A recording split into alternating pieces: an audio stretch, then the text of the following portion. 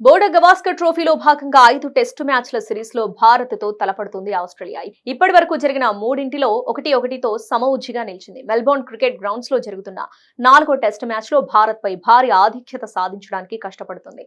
అయితే డిసెంబర్ 26వ తేదీన జరిగిన ఈ 4వ టెస్టు మొదటి రోజు ఆటకు ఏకంగా 87,242 మంది ప్రేక్షకులు హాజరయ్యారు.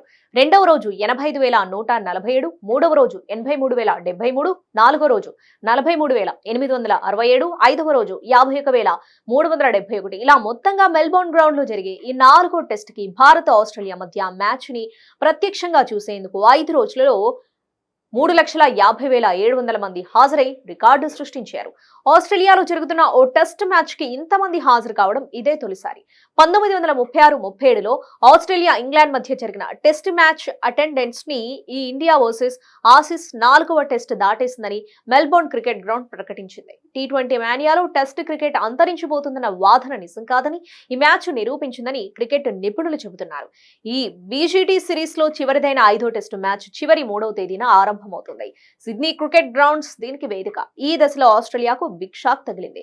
Wicket keeper batter Josh Inglis గాయపడ్డారు. 5వ మ్యాచ్ నుంచి వైదొలిగాడు.